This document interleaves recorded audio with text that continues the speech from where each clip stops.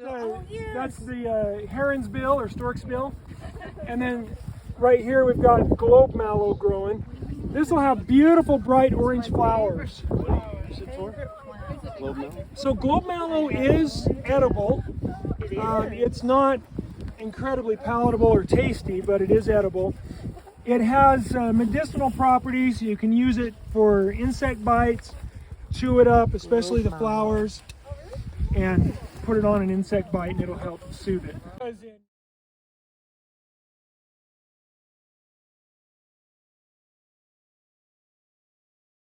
Because in 1848 and 1849, over the winter, when the pioneers were moving in, they were starving. They didn't have food, and the Native Americans taught them how to dig up sago lily bulbs, and they survived. For sure, you cut that thing in half, and if you've got nice thick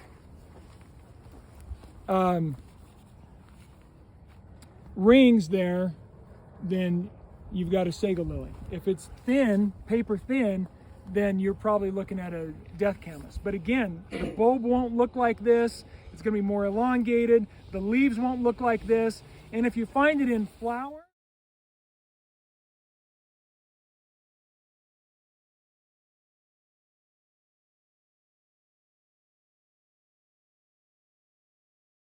so see, that's good 5 or 6 inches deep. Yeah. Brown papery cover on it, and anything that's white will have a sweetness to it. So even that white part right there of the root or the stem is going to be fairly tasty. I thought that would be grass. Sago lily. Oh. It's kind of like an onion leaf. I was gonna say it looks like a chive if you split it. Look at that.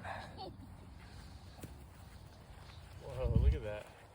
That's a big old tuber. Wow. So Oh, that's what you're eating. 3 tops that Go into one. came down into the one root and got fat right there, and then went somewhere down there, and I broke it off, and it would continue on down another 5 or 6 inches at least, probably. Just peel it and eat it, huh? But yeah, that's one that you can just Raw? peel it, and you can eat it raw, or you can dry it and make a bread out of it. I've eaten the white flowered ones. I'm not 100%. That's fillery and not blue mustard because of the tone. Of the leaves of The flowers. That's all fillery, They look right?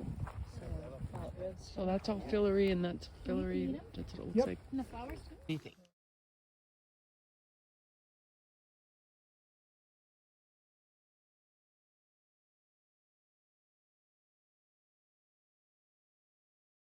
Anything. I don't think that's blue mustard. Okay. We'll see some blue mustard up here. In fact, it's growing right inside this field, this fence here. Actually, it's right here too. That's all blue mustard. Oh, okay. Never. Oh, what? This is blue mustard with the Yep. flower? Yeah, that's blue mustard. And Okay. you look at that leaf, it actually will usually have a darker.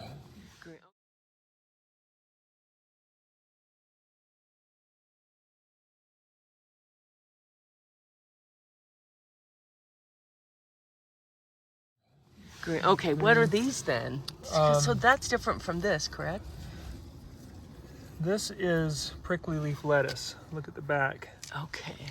See those little spines? Yes. And they're soft because it's young, but that's a prickly leaf lettuce. Okay. Yes.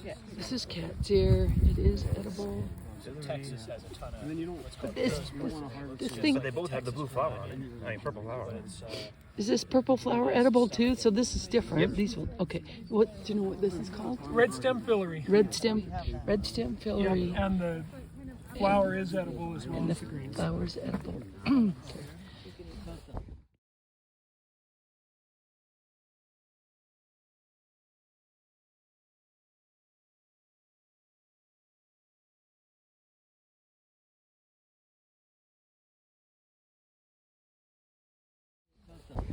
Can you say what that is again?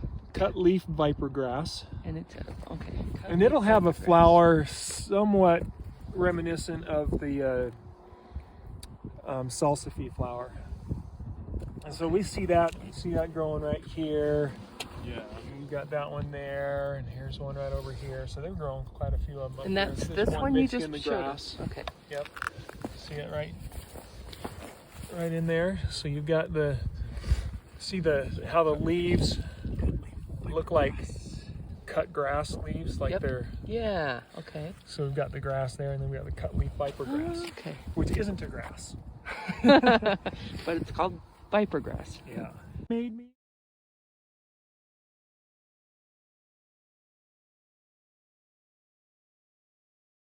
Made me and gave me that had an antler, and I left it up on the mountain when I was hiking.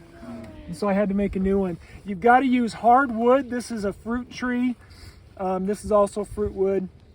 So you need to use hardwood or it'll just break.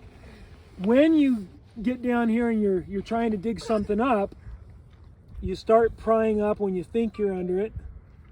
And if the earth is coming up and the plant is not, the earth's coming up around it, then you're not under the root. If this is moving up with the dirt, then you know you're underneath it. And I'm not confident that I am. That looks like it might be.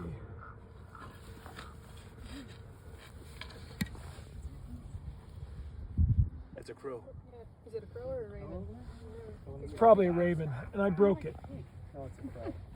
What's the name of that one again?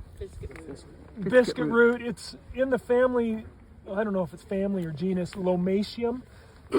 Lomation.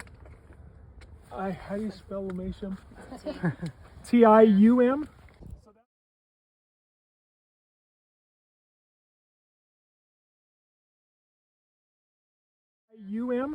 So that's, is everybody here? So I'm showing you salsify. Salsify is the one that is more similar to death camas. But here we see it right next to our sago lily. So here's our sago lily, only 2 leaves, right? And then we've got the salsify here. And then if you take a leaf from each of these and look at the back, the salsify, similar to our death camas, has more of a sharp V on the back, where the sago lily is rounded. And it's pretty pronounced, you can see it. So Is this edible? pass those around. The sharp V one is the salsify. Yes, salsify is edible. Okay. Salsify will not have a bulb. It's going to be a tuber. And so I'll dig that up so you can see it. But salsify is okay. Salsify's fine. Yeah, in fact, it's one of my favorite trail snacks. Is it all edible, including the roots? Yeah, the root to the flower bulb before it blossoms is one of the tastiest things you'll ever have out on the trail. That's coming from somebody who eats wild weeds all the time.